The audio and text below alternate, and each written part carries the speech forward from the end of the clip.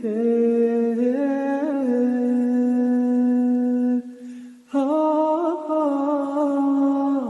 کہتے ہیں کہ میں گھر میں کوئی کام کرانا تھا، کام ہوتے ہیں نا چھوٹے موٹے گھر میں، تو فرماتے ہیں میں مزدور لینے گیا بغداد میں،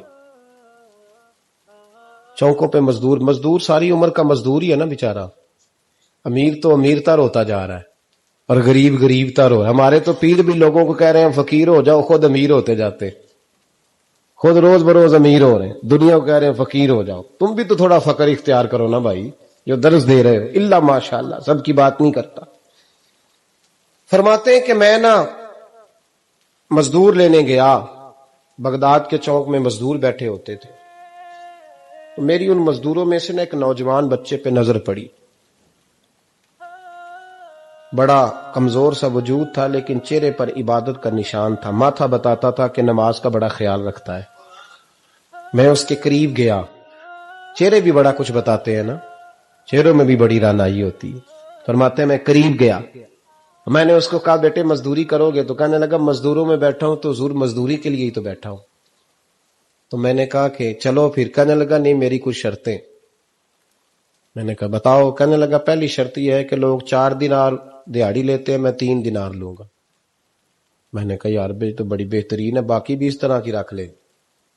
اس نے کہا حضور دوسری شرط یہ ہے کہ میں آپ کی مکمل بات مانوں گا لیکن جب اذان ہو جائے گی پھر آپ کی نہیں سنوں گا. تیسری بات اس نے یہ کی کہ حضور میں آپ کے گھر میں کام کروں گا پر آپ کے کسی سوال کا جواب نہیں دوں گا. کہتے ہیں میں نے کہا یار تو بڑا عجیب ہے، شرطیں تو مالکوں کی ہوتی ہیں. کہنے لگا جی بہرحال میں شرطیں لگا کے جاتا ہوں. فرماتے ہیں میں اسے گھر لے آیا، کام میں نے اس کو بتایا تو جو کام مزدور سارے دن میں کرتا ہے نا اس نے 2 گھنٹے میں ہی کر دیا. ہمارے مزدور سگریٹ پینے میں بھی تو آدھا گھنٹہ لگاتے ہیں نا، وہ چائے پینے جائیں تو پونا گھنٹہ وہاں. ان کو بھی تو دیانتداری کرنی چاہیے کہ نہیں کرنی چاہیے؟ نے معاہدہ کیا ہے نا جی تو پورا اترنا چاہیے نا.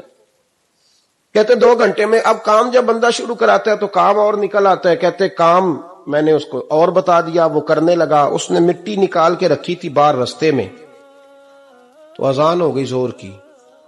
اس نے وہیں کدال چھوڑی کئی اور چلنے لگا. تو میرا بیٹا کہنے لگا اس کو ذرا برابر کر دو. کہنے لگے چپ کر جا، تیرے باپ سے بات ہوئی تھی، جب اذان ہوتی ہے تو میں کسی اور کی نہیں سنتا، صرف اللہ رسول کی سنتا ہوں. کہتے ہیں مسجد چلا گیا، نماز پڑھ کے آیا تو دوپہر کا وقت تھا. میری بی بی کہنے لگی اس کو کھانا کھا لے. کہتے ہیں ہم نے کہا کھانا کھا لو. تو کہنے لگا میں نے روزہ رکھا ہوا، رمضان بھی نہیں تھا، نفلی روزہ رکھا ہوا. فرماتے ہیں شام ہوئی، میں نے 3 دینار دیے. تو میں نے کہا تیرا نام کیا ہے؟ کہنے لگا میں نے آپ سے کہا تھا میں کسی سوال کا جواب نہیں دوں گا. تو وہ چلا گیا. اگلے دن میں پھر لینے گیا اسے، کام کچھ اور نکل آئے. تو لوگوں نے بتایا وہ صرف ہفتے والے دن آتا ہے. میں نے کہا کیوں؟ کہنے لگے جی وہ کہتا ہے میرا ہفتے کا خرچہ 3 دینار ہے، جب 3 دینار کما لیتا ہوں تو باقی سارا ٹائم اللہ رسول کی ذکر میں گزار دیا کرتا ہوں. فرماتے ہیں جی اگلے ہفتے میں پھر لینے گیا. میں نے پورا ہفتہ انتظار کیا کہ کام اسی سے کرانا ہے. میں جب گیا تو میں نے کہا چلو. کہنے لگا میری شرطیں یاد ہے نا؟ اور میں نے کہا یاد ہے بھائی ساتھ چل. فرماتے ہیں کام کرایا. 2-3 ہفتے وہ آتا رہا. ایک ہفتے میں گیا تو لوگوں نے کہا حضور آج نہیں آیا. کیوں؟ کہنے لگے بیمار ہو گئے. کہاں گھر ہے؟ کہنے لگے بغداد کے قبرستان کے پیچھے جو کچی آبادی ہے اس میں رہتا ہے. فرماتے میں گیا، دروازے پہ دستک دی تو کہنے لگا حضور آپ ہیں؟ دروازہ کھولا ہے، آ جائیے. فرماتے ہیں میں اندر گیا تو میں نے کہا تمہیں کیسے پتا چلا میں آیا ہوں؟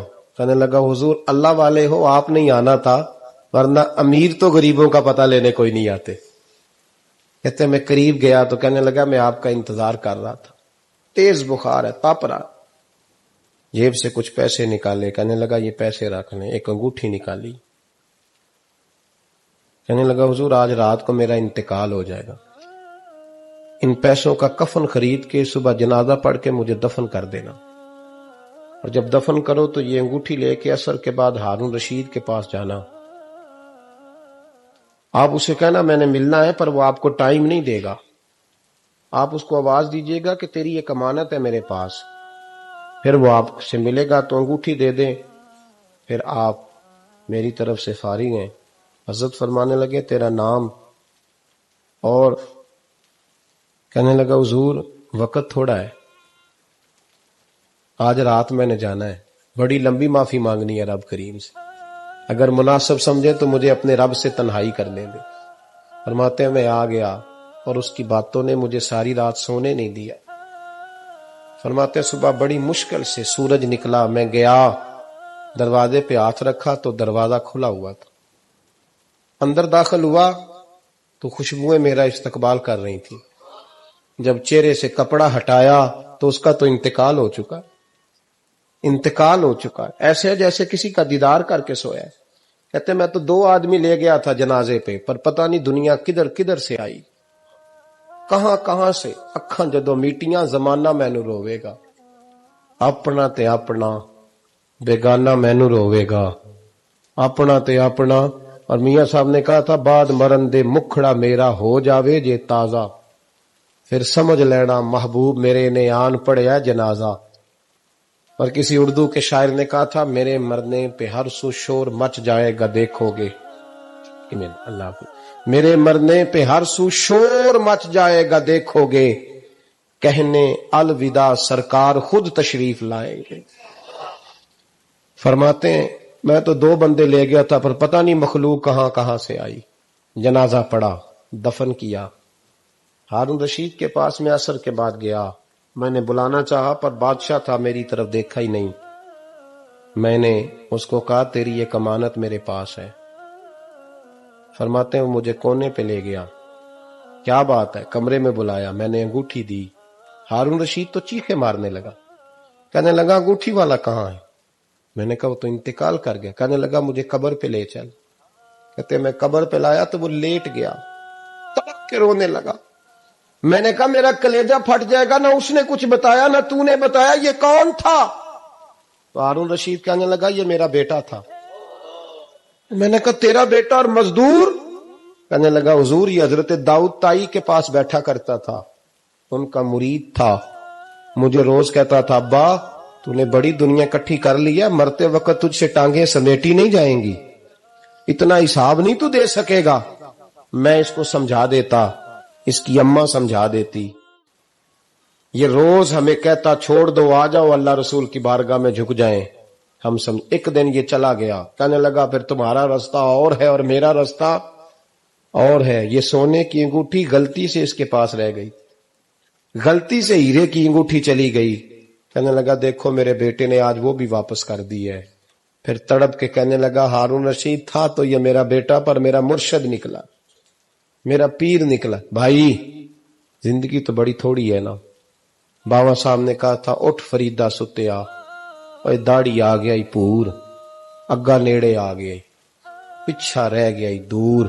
اٹھ فریدہ ستیا خلقت ویکھن جا، متے کوئی مل جائی بخشیا تے تم ہی بخشیا جا۔ اٹھ فریدہ ستیا چاڑو دے مسیت، تو ستے رب جاگدا تیری ڈاڈے نال پریت۔ میرا رب ہمیں بھی اپنی بارگاہ میں قبول فرمائے۔ کہ حضرت حبیب اجمی ایک بزرگ تھے، ان کے پاس ایک شخص اکثر آتا تھا، بڑا مالدار تھا، ایک ہی بیٹی تھی، وہ بھی ٹانگوں سے معذور تھی۔ تو آپ اکثر اس کو کہتے کہ تو توبہ کر، اللہ کی بارگاہ میں رجوع کر۔ ایک وقت ایسا آتا ہے کہ پھر انسان کا جب کوئی اپنا نہیں رہتا پھر اسے مصلی یاد آتا ہے، لیکن اگر مصلی کی عادت بچپن سے پڑ جائے نا تو پھر ذرا آسان ہوتا ہے اللہ سے دل لگانا۔ وہ اکثر آپ اس کو کہتے کہ ٹھیک ہو جائے کہ تو بیٹی ہے، وہ بھی بیچاری معذور ہے، تو کہاں دولت لے جائے۔ آج کرتا ہوں، ہم تاریخیں دیتے رہتے ہیں نا اللہ تعالیٰ کو معاذ اللہ کہ رمضان سے میں نے نیک ہو جانا ہے، عمرہ کر کے آؤں گا تو پھر میں پکا نمازی ہوں۔ خدا کے بندو، کس نے تجھے بتایا کہ رمضان تک تو زندہ رہے گا؟ کس نے خبر کی کہ عمرہ کرنے تک تو بچے گا؟ حضرت حبیب اجمی اس کو کہتے تو کہتا بڑی جلدی ٹھیک ہو جاؤں گا۔ ایک دن سویرے سویرے توبہ کرنے آ گیا۔ آپ نے فرمایا کیا ہوا؟ تو کہنے لگا حضرت جی کل ایک 15 سال کا نوجوان ملا ہے اور مجھے توبہ کرا گیا۔ مزہ ہی اس عمر میں اللہ اللہ کرنے کا، نبی کریم سے محبت بھی کرنی ہو تو یہی عمر ہے۔ عشق لگا سی کھیڈاں کھیڈ دی نوں، تے پھر مینوں کھیڈاں بھول دیاں بھول گئیاں، کجل پایا سی میں یار دے ویکھنے نوں، پھر او دی یاد وچ روندیاں ہی ڈل گئیاں، حیدر شاہ اس گلی کدے نہ رول دی پر ہن تے رول گئی. جن لوگوں نے ابو جال کو قتل کیا تھا ان کی عمریں بھی 15 سال تھی. ہم تو بڑے نہیں نہ ہوتے ساری زندگی، نہ ہمیں کو بڑا ہونے دیتا ہے. ہم بڑے ہی نہیں ہوتے، یہی تو عمر ہے کچھ کل گزرنے کی. 15 سال کا نوجوان توبہ کرا گیا تو حضرت حبیب اجمی کہنے لگے وہ کیسے؟ کہنے لگا حضرت جی میں کل منڈی گیا تھا، مجھے کچھ سامان خریدنا تھا تو بغداد کے بازار سے میں نے مچھلی خرید لی 10 کلو، باقی بھی سامان تب خود لے جا نہیں سکتا تھا. تو مزدور آپ کو پتہ ہے بیچارے آج بھی سڑکوں پہ بیٹھے ہیں. تو مزدور بیٹھے تھے تو ان میں ایک نوجوان 14-15 سال کا، چہرے پہ بڑی روشنی. میں نے اس کو کہا بیٹے مزدوری کرو گے؟ کہنے لگا حضور مزدوری بھی کرتا ہوں پڑھائی بھی کرتا ہوں، اور جو اللہ کو منظور ہو اس کی عبادت بھی کرتا ہوں. میں نے اسے کہا کہ یہ میرا سامان ہے فلاں جگہ پہنچانا، کیا لوگے؟ کہنے لگا 3 دینار مزدوری. سودا طے ہو گیا، اس نے سامان اٹھا لیا. کہتے ہیں رستے میں ظہر کا وقت ہو گیا. کہنے لگا چچا اگر اجازت دو تو نماز پڑھ لوں. 15 سال کا جواب. کہتے میں رکھ کے نا وہاں سامان تو پھٹے پہ بیٹھ گیا، وہ نماز پڑھنے چلا گیا. باقی لوگ دیر سے آئے، وہ بچہ جلدی آ گیا. میں نے کہا بیٹے آپ جلدی آ گئے؟ کہنے لگے نفل چھوڑ دیے. آپ یہی نہ سمجھ لیں کہ کام چور ہے، میں بعد میں پڑھ لوں گا. کہتے ہیں وہ دوپہر کا وقت، رمضان بھی نہیں تھا. میں اس بچے کو نوجوان گھر لے گیا اور میں نے اپنی بیوی سے کہا کہ بڑا نیک ہے، نمازی ہے. اور راستے میں یہ بھی ہوا ہے کہ میں نے اسے ایک دفعہ کہا ہے کہ یہ مجھے تھوڑی دیر کے لیے دے دو، گرمی بڑی ہے، تمہیں پسینہ آ رہا ہے، میں اٹھا لیتا ہوں. کہنے لگا نہیں چچا میں رزق حلال کھاتا ہوں، اگر آپ اٹھائیں گے تو میں 3 دینار مزدوری پوری نہیں لوں گا، پھر پیسے کم کروں گا. میں نے طے کیا ہے کہ اٹھاؤں گا. تو کہتے ہیں میں نے اپنی بیوی کو بتایا تو بڑی متاثر ہوئی. کہنے لگی دوپہر کا کھانا پک گیا، اسے کو روٹی کھا لے. رمضان بھی نہیں تھا. کہتے میں باہر نکلا، اس کو 3 دینار تھمائے. تو میں نے کہا بیٹے ایک بات میری مانو گے؟ کہنے لگا بتائیے. میں نے کہا کھانا پکائے کھا لو. کہنے لگا میں معافی چاہتا ہوں میں نے روزہ رکھا ہوا ہے. حضور نے حکم دیا، حکم نبی کریم نے حکم دیا، بخاری مسلم کی حدیث ہے. فرمایا نوجوانوں اگر تمہارے پاس طاقت ہے تو نکاح کر لو ورنہ روزے رکھو. حکم دیا، یا نکاح اور یا روزے، یہ سرکار کا حکم ہے. بھائی نفلی روزہ نفس کی قوتوں کو کچلتا ہے، انسان میں نورانیت اور روحانیت لاتا ہے. کہتے وہ کہنے لگا میں نے روزہ رکھا ہے. میں اور متاثر ہو گیا. میں نے کہا اب کیا کرو گے؟ کہیں اور جانا ہے؟ کہنے لگا نہیں، میں جس دن 3 دینار کما لیتا ہوں پھر میں مزید لالچ نہیں کرتا، باقی وقت یا قرآن مجید پڑھتا رہتا ہوں یا نبی پاک پہ درود شریف پڑھتا رہتا ہوں. آپ بتائیں. تو میں نے کہا کہ افطار میرے ساتھ کر لو. کہتے ہیں میں اسے مسجد چھوڑ آیا اور خود میں لوٹ آیا. افطار کے بعد میں اسے لایا، کھانا کھلایا، عشاء پڑھی. اس کا گھر دور تھا، میں نے ڈرائنگ روم کھول دیا، بیٹھک کھول دی، وہیں وہ سو گیا. میری 20 سال کی معذور بچی کبھی چل نہیں سکتی تھی، کوئی طبیب کوئی حکیم میں نے چھوڑا نہیں تھا اس کو دکھایا نہ ہو. ایک ہی بیٹی، وہ بھی معذور پیدائشی.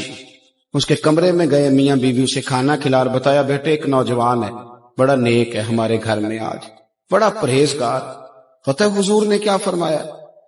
نبی کریم فرماتے ہیں جب نوجوان اٹھ کے تہجد پڑھتا ہے نا نوجوان، تو اللہ فرشتوں کے سامنے اس نوجوان پر فخر فرماتا ہے. اللہ فخر کرتا ہے کہ عمر دیکھو دیکھو یہ میری بارگاہ. اللہ فخر کرتا ہے، اللہ یعنی خدا خود میر مجلس بود، اللہ فخر کرتا ہے. اب سوچے تو ہم نے اپنی بیٹی کو بتایا کہ نوجوان اور بڑا نیک ہے. تو کہتے ہیں وہ کھانا کھلا کے ہم واپس آ گئے. آدھی رات کا وقت ہوا تو دروازے پہ دستک ہوئی. بچی اپنے کمرے میں سو رہی تھی، ہم اپنے کمرے میں، وہ بیٹھک میں. گھبرا کے اٹھے کہ اس وقت کون ہے دروازے پہ؟ تو بیٹی کہنے لگی ابا دروازہ تو کھولنا. کہتے ہیں دروازہ کھولا تو 20 سال ہو گئے تھے بیٹی کو، کبھی اس نے چل کے نہیں دکھایا تھا، کبھی دوڑ کے ادھر جاتی کبھی ادھر آتی. کہتی الحمدللہ اللہ نے میری ٹانگیں ٹھیک کر دی. ہم دونوں رونے لگے، اے اللہ تو کتنا کریم ہے، کیسے ہوا بیٹے سارا کچھ؟ تو بیٹی کہنے لگی ابا آپ نے کہا تھا نا کہ نیک نوجوان آیا ہے، تو میرے دل میں خیال آیا اللہ اگر واقعی نیک ہے تو اس کے صدقے مجھے شفا ہی دے دے.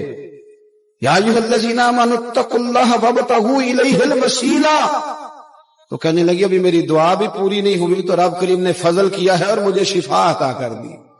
کہتے ہم دوڑ کے اس کے کمرے میں گئے اور جب ہم نے ہاتھ رکھا تو دروازہ پہلے سے کھلا تھا، ایک خط چھوڑ گیا تھا.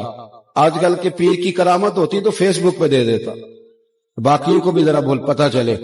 کہتے ہیں وہ خط چھوڑ گیا اپنے بستر پہ کہ اگر تم لوگوں کو مجھ سے محبت ہو گئی ہے تو میرے پیچھے نہ دوڑنا، اس رب کی بارگاہ میں جھکنا جس رب نے میرے اوپر بھی فضل فرمایا ہے اور آپ پر بھی کرم فرمایا.